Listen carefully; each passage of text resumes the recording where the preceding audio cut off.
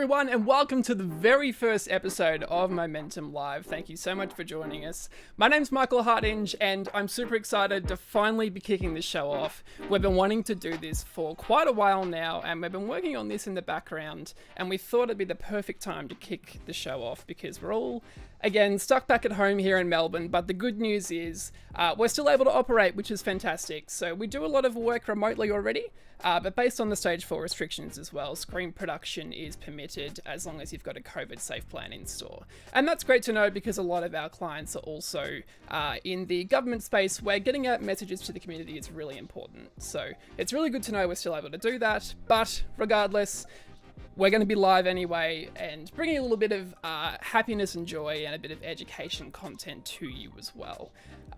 Today we're going to start talking about a topic that I suppose a lot of people will need to start and already have started learning how to do, but that is making your video look better for Zoom and Skype meetings. Now, I'm sure we've all had to adapt recently and pretty much everything we're doing is through Zoom, and I'm pretty sure the majority of us have an excellent range of virtual backgrounds to play around with and impress our work colleagues, but we've all seen a couple of pretty shocking looking videos and backgrounds from people in their presentations. And especially in business, it's really important to be able to present yourself the best way you can and in the best quality as possible. And today we're going to show you how you can do that without actually having to really spend any money and kind of just, you know, use what you've got or even cheap things that you can buy that can be delivered straight to your door to be able to make your video look much more appealing. And to be able to do this, I am joined by our content producer, Lockie McEwen from home. Lockie,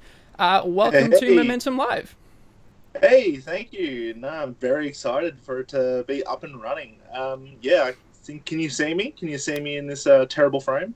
We can, and I was about to say, as our resident director of photography, who is kind of in charge of making things look really good, you've certainly had better looking frames.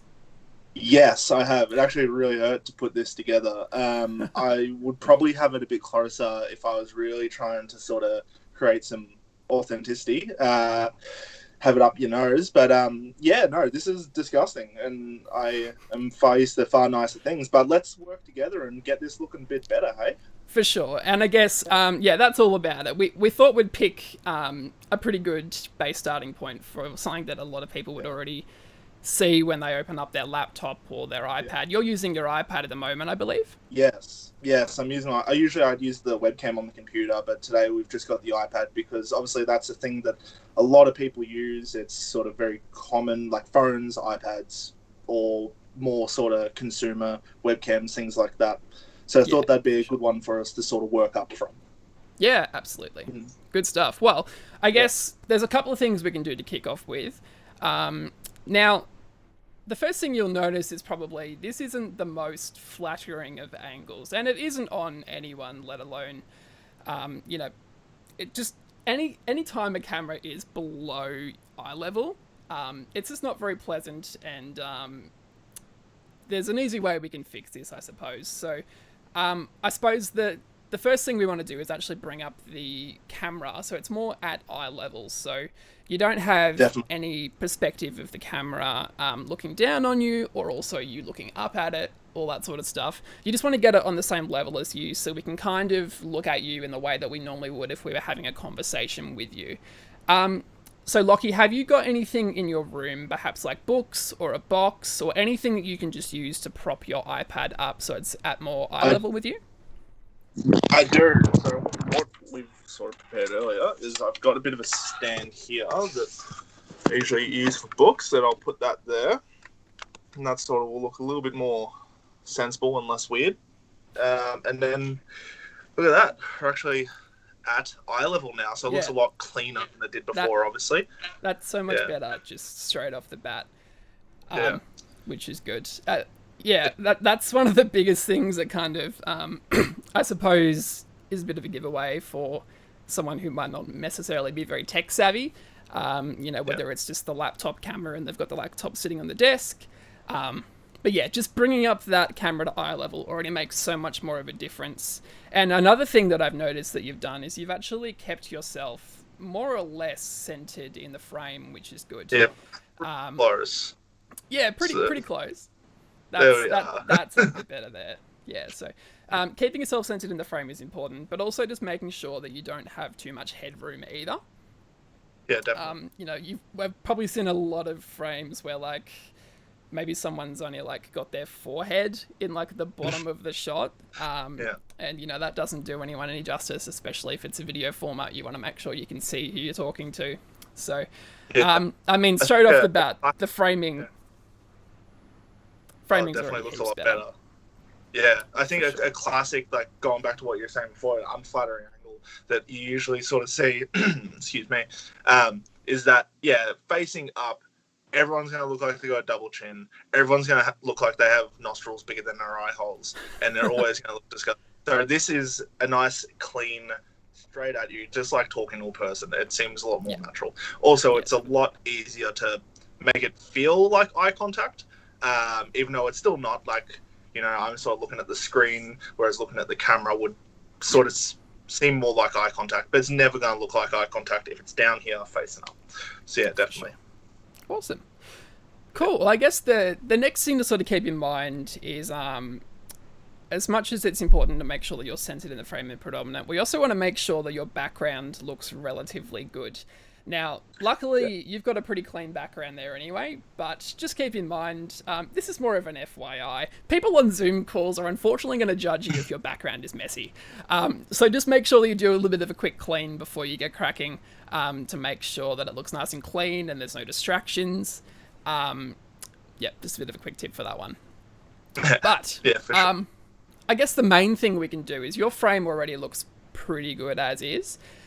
Sometimes, even if you're just in like the house, you'd be amazed how many new or nicer looking frames that are more flattering could be if you just simply moved your iPad around where you were sitting, or just tried a different room for once. But there's lots of different ways that you can get a better looking frame, but this one looks pretty good as is.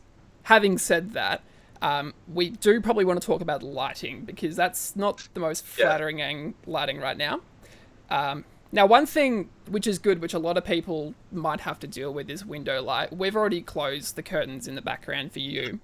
But my first tip would probably just be make sure that you aren't directly behind windows, because it'll just be completely white and blown out and overexposed, and you won't be able to see anything in the background. But also, just because it does that, your face will pretty much just be really dark and not able to see anyone very plainly. There is a simple tip you could use to actually just, instead of having the window behind you, just put it in front of you so you can use the little window for your actual lighting for your face, which would be really useful. But in the, I guess, situation where we would be, I suppose, talking about needing artificial light instead of using natural light, we probably want to add a bit of light onto your face. So where would you start doing that, Lockie? So what I would do is right now, sort of, as a lot of people would be like, sort of have a webcam. Most of the time, the light that's sort of coming on them, just like what's coming on me right now, is computer screens. So I've got the computer screens on in the background here, just because they're on, just because they are. Otherwise, it's a completely dark room. What I'm going to do, though, just because those screens are just sort of blaring me in the face and also reflecting in my eyes, I'm going to turn them off, probably just that to start with. Yeah, and for sure. I actually picked up, where I can find the button, this. So this here is a ring light, and I have the box for it here. We picked it up at Kmart. Obviously can't go to Kmart anymore, but we actually ordered this one online, and it came to the door, which was pretty awesome. Yeah. So what it is just a little ring light. It was only like $17, and I've just got it up here above my eyes, so it's not coming down into my glasses. And now I'll turn that one off.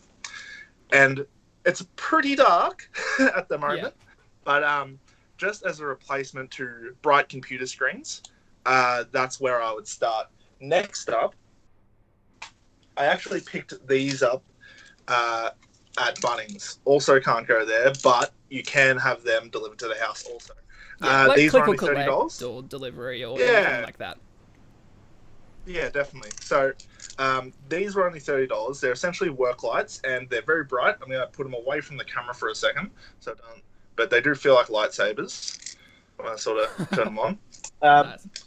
So what I do with that is I would just put that behind me at the moment, just to sort of separate me from that grim, dark background. And that's definitely looking a little bit cleaner there.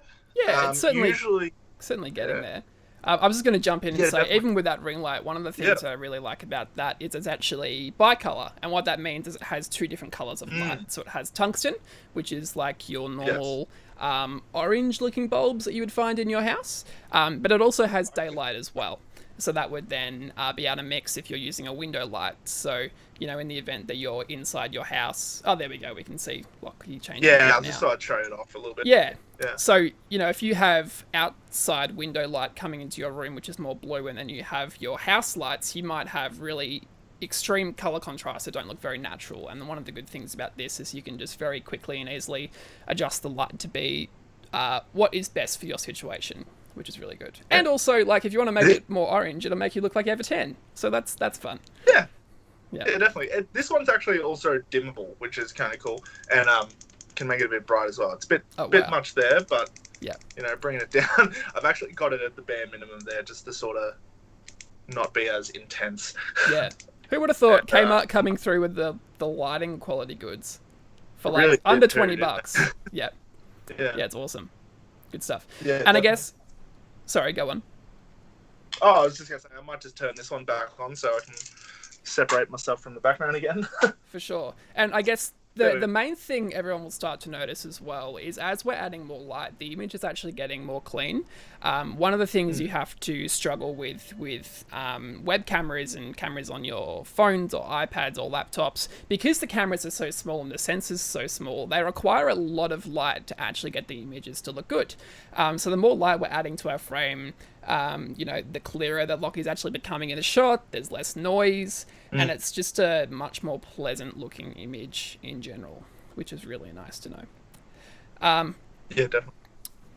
And it was also interesting that you mentioned that computer screens can be a bit distracting, especially because you're wearing glasses, you can see computer screens. But in a pinch, you don't actually have to use lighting at all. If you had like a computer monitor, you could just open up like a blank Word document and then use that as a light source. Or you could use, you know, any lamps you have lying around the house. You don't have to, you know, go out and buy lights from Kmart, even if they only are like $20 or so.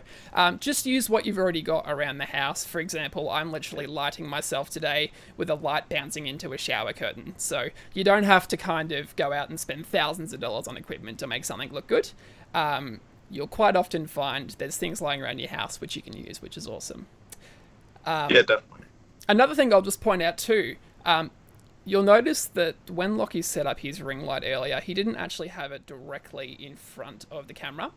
And quite often people would think that that makes sense to sort of put it straight in the center, that way your face is nice and evenly lit, but it can actually make your face look very flat with no definition and it's a bit boring. So instead of doing that, he's actually put it slightly to the left of his frame. I'm trying to do lefts and rights. Yep, whichever way we're going. Yeah, and already that's given a little bit more shape to his face. It is a little bit too dark on the other side, which we will fix in a second, but it's much more pleasant than just having a light straight on. And that will also help, especially with things like reflection in glasses, if you have those sorts of things too. And if you have any questions about the live stream, please drop them below and we will get to them before the end of it. But Lockie, I think there's probably a little bit more we can do just to bring up the exposure on the other side of your face. Have you got another light we might be able to use there? I do. So the other half of the lightsaber I've got right here. So what we can do with this is we can create a little bit of a fill just up on the roof, just bouncing up, just so we can fill this sort of dark section here. A good point before with the ring light, not having it in front, although people do use them in front and it is kind of glamorous. When it comes to like webcams, Zoom, video conferencing, all stuff like that, you kind of still want to look a little bit more human. Shadows are natural, although having a shadow sort of that dark isn't. Yeah. So sure. What I'll do is I'll set this one up just up here and make it so it doesn't fall on my head. Good stuff. And that's quite a bit brighter there. So Yeah. That should look a lot cleaner, I would say now. Heaps cleaner than what we started with. Yeah. And although, like, a little bit of shadow definition is good, using the fill light, you don't want to have it be the same brightness as your key light or the main light as well, because having it the same brightness level will just make it look as flat as it would be if you had the light directly in front of the camera too. But there's a nice little bit of shape. It's kind of adding a bit of definition to your face. So I think that looks heaps better than what we started with. And we can actually show you what we started with before and after too. So if I just cut to this, so on the first side we've got basically no added lighting, just all of the computer screens lighting Lockie, and then on the right hand side of the screen we've got a much better framed and much better lit quality of sound. But we're not done yet. There is one thing which I'm sure a lot of people are actually having. My microphone right now sounds relatively clear, which is great, but yours does not. It's basically just, the input from the camera, I think. Just, the iPad's probably still a couple of feet away from your head. So, we're hearing a lot of background noise, and it's just a little bit hard to actually hear you. And the easiest way to do this and to be able to fix it would literally just be able to use like a pair of headphones. Doesn't have to be anything too crazy. Could literally just be headphones or AirPods or whatever came with your phone when you bought it. A lot of them will have either inbuilt or little microphones on here as well. And just plugging that in straight away will make a big difference. But have you got any like headphones or earphones that you can use? I do. So what I've got is I've got my headphones. Looks like I've actually lost your audio for a sec there. Oh, Can you hear me now? Well, we'll see how we go, because I might just plug these in and we can go from there, hey? Yep, so if you just want to plug those in, that should fix the problem. Yep. How's that sound? Yeah, for sure. Yeah? Sound a bit better? Sound a bit better? It sounds heaps better, which is good. Yeah. Yeah. What I'm just going to quickly do is I'm just going to actually get you to give me a call back in a second, and we'll get that sync issue fixed up in a sec. But Easy. I think straight away you can already hear the difference in quality from, versus the microphone built into the iPad directly, versus what you're actually hearing coming out of the headset directly next to his audio there, which is really good to know. And I guess there's two reasons why this is working so well. And the first reason is basically using the inverse square law. And the second reason is the proximity effect. And look, I'm no scientist, so I'm not going to go into the details of this. But basically what it means is the closer that your microphone is to the source that it's trying to pick up, it means that the signal or the volume level is going to be much louder than what it would be versus if it was a couple of feet away. So that means that the overall level of the signal can come down in volume. And by that, it also means that it brings down the background noise. So there's heaps less noise. If you have screaming kids at home watching Netflix in the other room, or, trying to do schoolwork and things like that, you're much less likely to hear them. Lockie, welcome back. It looks like everything's fixed sync-wise. But yeah, straight away, that's such a big difference. Yeah. Definitely, and it's good on my end as well, because now I can hear you quite a bit clearer because I'm not relying on the iPad. And I'm not that we have a lot of sound going on at my house at the moment, but on your average day you could have dogs running around or other people in the house. I assume this is quite a bit better. This is honestly just my gaming headset that I use to play games, and I've just plugged it directly into the iPad, or I also use it on the computer when I have the webcam going. Yeah. Sure. Awesome. And, if you're in an interview situation too where you don't want to be wearing obnoxious headphones that might ruin your hair, either AirPods or just earphones or anything like that, like anything that can literally just get the microphone closer to you. And it could even be a matter of you might have like a smartphone microphone that you can plug in and just use like a little lapel here too. Like anything that you can do to get the microphone closer to you, the better it's going to sound, which is fantastic. Yeah, definitely. No, definitely. Yeah. So, I guess in terms of before and after, like this looks so much better and sounds so much better than what we started with, which is great. If you wanted to take it to the next level, similar to how I've got my current feed, you could always use a DSLR or a mirrorless camera. Currently, I'm using one of my Canon mirrorless cameras. And there's a bunch of software out there where you can actually just connect it through USB into your computer, and then you can use it as a webcam. I know Canons have both Sparko Cam software, and I think they also work with Nikon's.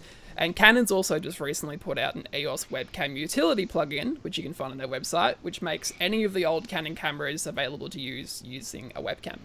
And, you know, as good as we can get the iPad to look on the stream, using a better camera is obviously going to make that sound heaps nicer. Sorry, wait, look heaps nicer, not sound look heaps nicer. Heaps nicer, yeah. For sure. Is there any other sort of final tips or things that you would keep in mind when you're trying to improve the quality? Not that I can really think of. I think lighting is a key part. Also, just sort of remember the better you feel you look on camera, the better you feel off camera, if that makes sense. So if you're looking at yourself, looking up your nose, like, because everyone can see themselves on a webcam, so I don't know why people ever have the camera facing up their nose. But, if you can see that, you'll find that you actually sort of pull back into yourself, and you're not able to sort of portray yourself the way you want as far as talking to, I assume, bosses and things like that, that we have to do lately with Zooming and all that. So just sort of all these things put together really do help just yourself and how you act and how you control yourself, as well as the actual quality of the footage itself. Apart from that, I think we've really pushed the iPad to where it can get at the moment. I think so too. Yeah. But that was a really good point about that too, because I feel like, especially when we're at home, it's the more you can do to make yourself look better.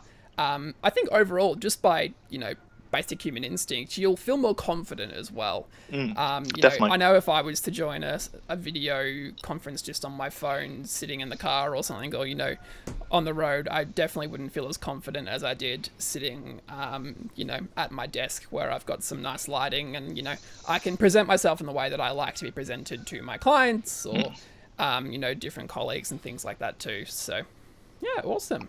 Yeah, for sure. Good stuff. Well, Lockie, thank you so much for joining us, and I'm super excited to have you on the show. And we've been both working on this for a little while now, so it's been super exciting to finally get this off the ground. And we've got heaps of new, exciting things coming in the coming weeks. And if you do have any ideas about things you do want to see on the show, please let us know in the comments or through any of the ways that you normally connect with us. But yeah, Lockie, thank you so much for joining us. Thank you for having me, and awesome. Very excited for the coming weeks, and I'll see you later. Totally. Thanks, Lockie. I'm super excited about next week's guest because we actually have Lucy Thomas from Project Rocket joining us on the show. And Lucy's going to be talking about how Project Rocket has transferred basically all of their face-to-face workshops to then be transitioned into an online model using video. So it's going to be really exciting to hear about that. But I hope you've enjoyed today's Momentum Live. Let us know if you want to see any sort of particular types of content in the comments. We'd love to hear from all of you. But until then, Melbourne, stay safe, don't forget to wear your masks, and I'll see you next week on Momentum Live.